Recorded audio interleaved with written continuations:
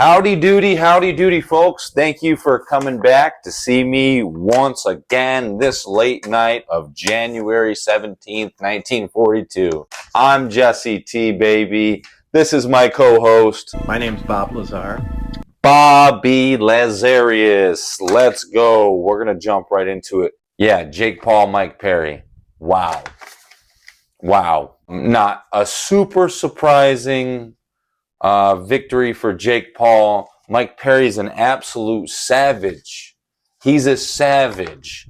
Everybody kept telling him to put his hands up, and he's like, this is how I fight. I'm trying to bait him. I'm going to take a punch. I'm going to give him a punch. He landed definitely more than 5 good punches. I know Jake Paul said, oh, he only landed about 5 punches. I'll give him a little bit more than 5 punches. Perry landed a couple nice little shots. They were awkward. They were strong. Mike Perry's a beast, dude. So props to Mike Perry for that. You got to give him his props. Bob, what'd you think about Mike Perry's absolute toughness? You know, if they turned it over to the scientific community and not just a couple guys here in the United States, I mean... His toughness, yep. Didn't talk about his toughness, but... All right, moving on. The UFC fights were fun. There's a couple good fights, UFC fights. Not too bad of a fight night, but I really wanted to touch on the Lucas Body, the underdog, FLATLINE's H2O, which I guess is a prospect of Jake Paul's, or a mentor. He signed under Jake Paul, I don't know, but he got flatlined. Good right from Body, another one. Oh my God! Good right from Body.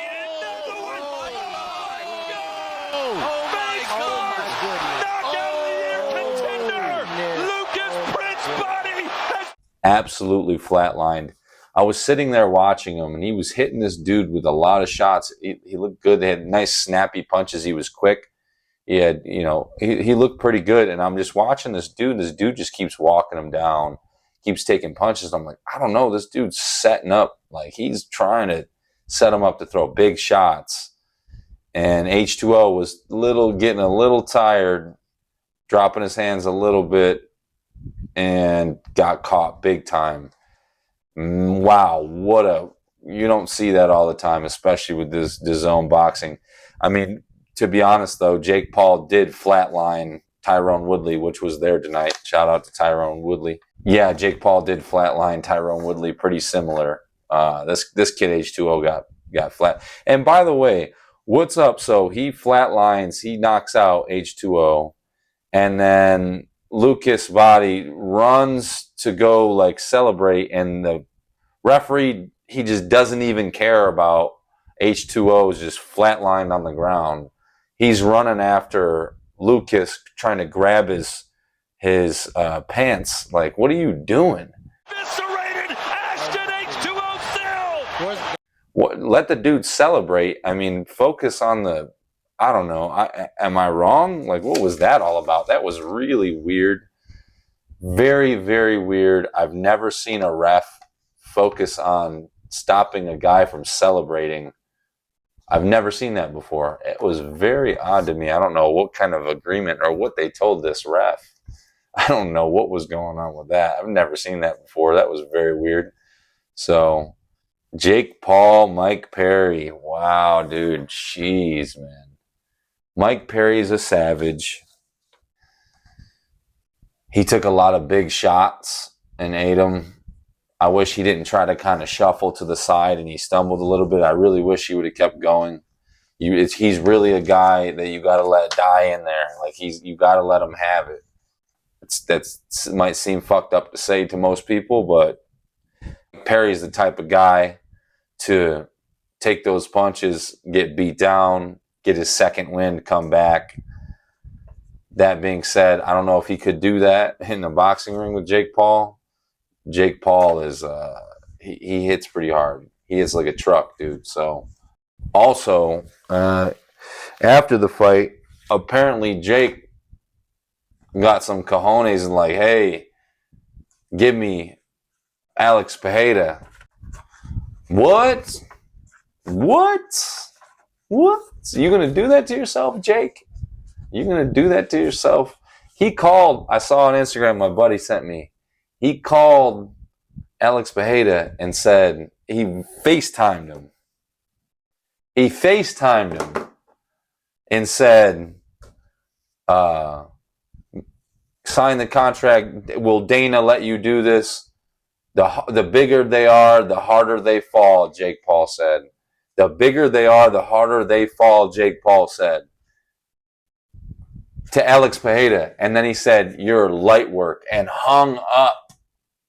What do you think about that, Bob?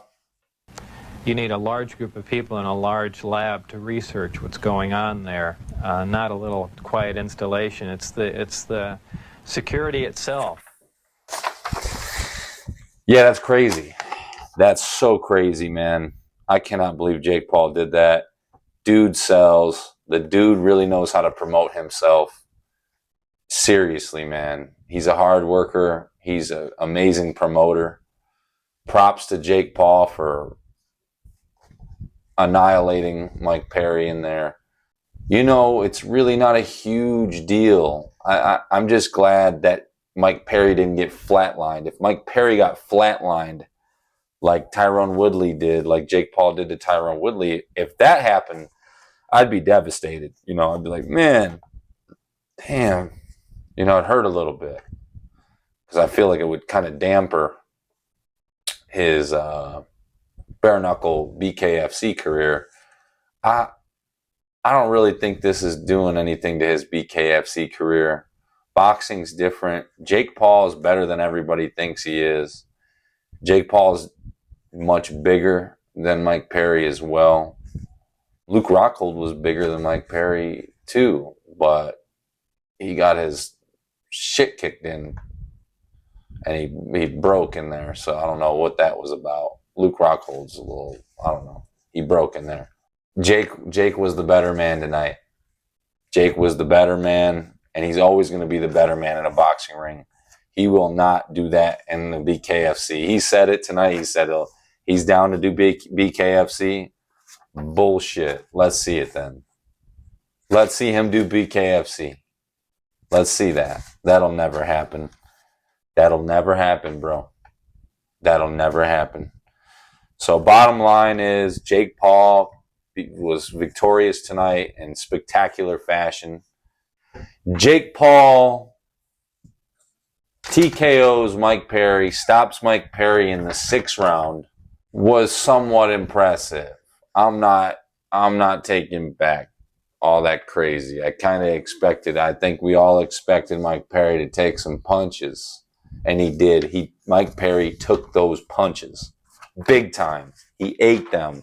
Started not eating them, started getting too full. He got a little over full and was like, you know, I'm eating a little bit too much punches. Maybe I should put my hands up a little bit more, which he started to kind of do. Stamina withered, the jaw withered, the equilibrium withered. Yeah, Jake Paul hits like a truck. What can you say? Shouts out to Jake Paul. Good for you. Is he going to fight Alex Bejeda? Highly doubt Jake Paul fights Alex Bejeda.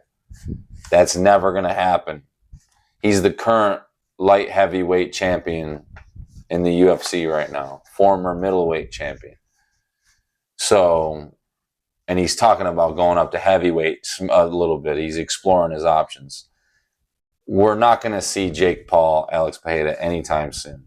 It's not going to happen. Dana White will never, ever let that happen. It's not going to happen. Although we would all love to see it. It ain't happening, guys. I'm sorry. It's not going to happen. There's no way. Who does Jake Paul fight next? I don't know.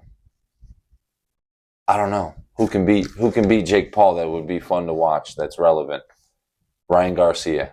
There we go. Ryan Garcia has been talking about going up in weight, make Jake Paul cut some weight, make him go down. Let's have Ryan Garcia, Jake Paul at 165, 160. There you go, right there. Who wins that? I think Ryan Garcia could beat Jake Paul. I'm not saying he can't. I think he could beat Jake Paul. In boxing, do the same fight. 8 3-minute rounds. Who's going to take that? Ryan Garcia, Jake Paul next. Put it on the list. Put it on the wow list. Wow. Appreciate you guys for tuning in to another episode. And Jesse T, baby, let's go. We over and out. Let's go!